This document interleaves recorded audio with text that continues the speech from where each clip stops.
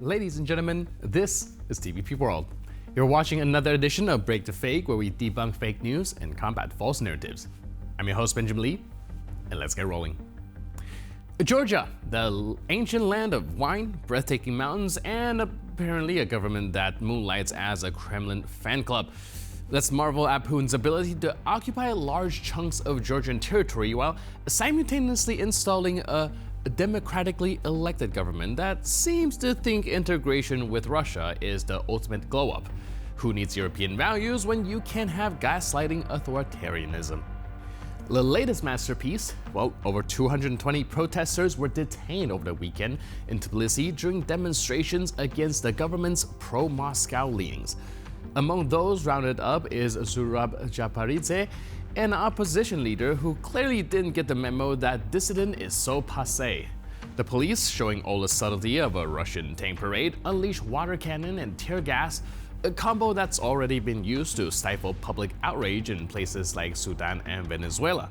What an honor for Georgia to join that illustrious list of democratic role models. And the cherry on top, Georgian Prime Minister Irakli Kobakidze announced the suspension of the country's EU integration process. President Shalom Zurabishvili, meanwhile, accused the government of waging a war on its own people. It's like a soap opera written by the Kremlin, with a plot twist as predictable as a Russian denial of involvement.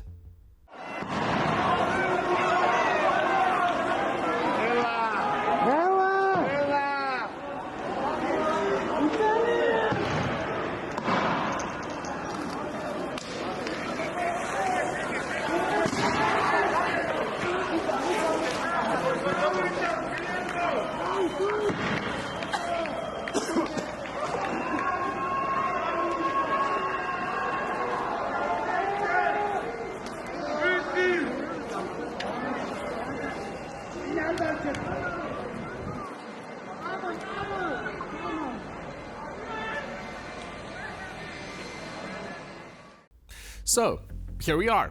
A nation once eager to join the West is now inching backwards into Moscow's bear hug.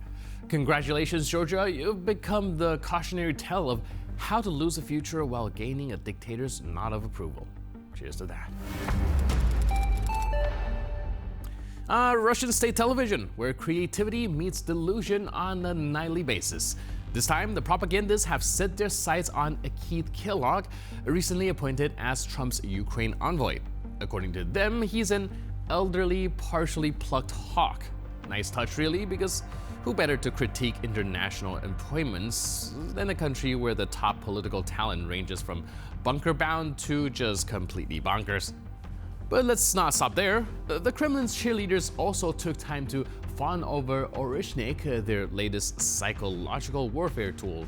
Yep, nothing screams superpower like hyping up a missile that probably doubles as a Soviet-era hand-me-down. Apparently, the idea is to terrify Westerners into submission. Spoiler alert, it's hard to take the psychological warfare seriously from the same folks who brought us tank parades and gas station quality diplomacy. Температура поражения от 4000 до 6000 градусов – это как на поверхности Солнца. Путин рассказал, что при заходе на цель скорость Орешника превышает 3 км в секунду. И защиты от такого оружия нет, даже в глубоких подземных бункерах со специальной защитой. Путин заявил, что мы опережаем Запад по производству передовых систем с гиперзвуком и по производству традиционных ракет, Искандеров и Х-101. Сами ракеты не только превосходят западные аналоги, Атакамсы, Storm Shadow, Скальпы и Таурус, но и выпускаются в 10 раз больше. Есть в нашем меню, как выразился президент, и совершенно новые продукты, и получатель, то есть клиент, безусловно, будет доволен. Так сказал президент. Это прямая цитата.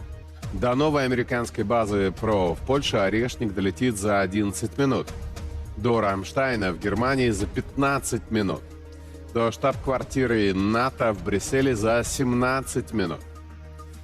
На CNN заявили, что Путин обостряет обстановку, чтобы подойти к инаугурации Трампа в наиболее выгодном положении.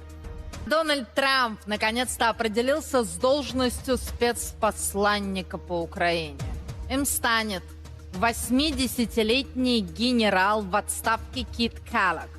Возрастной и, честно говоря, местами пощипанный ястреб. Как пишет Reuters, именно Келлог и его коллега по совбезу Фред Флейтс – авторы той самой так называемой мирной формулы Трампа. So, in true Russian media fashion, this segment was way less about geopolitics and more about insecure chest thumping. Because when your country is tanking economically and morally, the best thing you can do is mock the West and pin your hopes on a missile named after a nut. Bravo, comrade, truly a masterclass in deflection. Nothing says global power like a Russian defense minister showing up in North Korea to deepen military cooperation. Belarusov's arrival in Pyongyang must have been a real sight to behold. Two regimes with a combined GDP that wouldn't buy a second-hand yacht in Monaco, shaking hands and promising to reduce the risk of war in Northeast Asia. Right, because when two authoritarian regimes buddy up, peace is the obvious outcome. But let's be honest, this visit wasn't about peace treaties or regional stability. It's about Putin's desperate need for reinforcements. Sending Belarusov to Kim Jong-un is essentially Moscow's version of door-to-door sales, except instead of vacuum cleaners, they're pitching a glory in battle and hoping Kim will throw in a few thousand soldiers and some dusty military equipment from the 70s.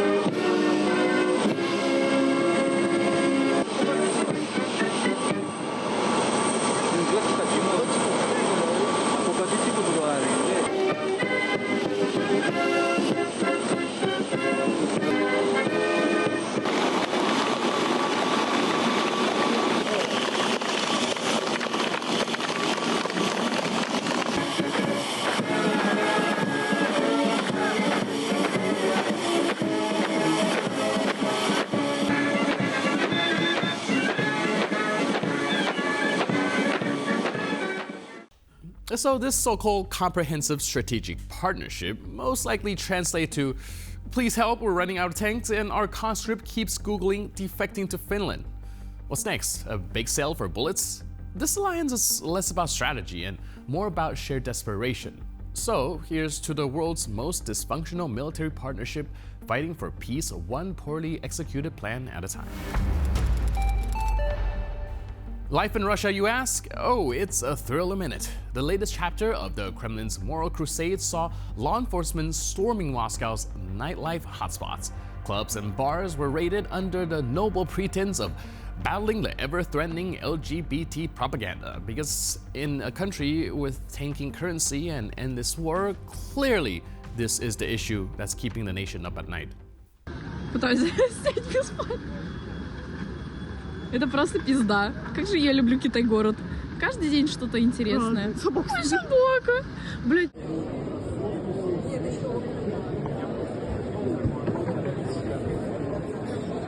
Take Arma, for instance, where patrons were forced to lie face down on the floor for a leisurely hour and a half. It's unclear whether this is standard police procedure or just an impromptu yoga class under Putin's new health initiative. Meanwhile, at Mono, guests were whisked off to police vans, though at least they got a free ride home.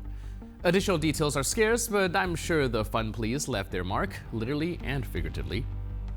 And don't forget the Ministry of Internal Affairs, ever eager to remind us that this is about morality.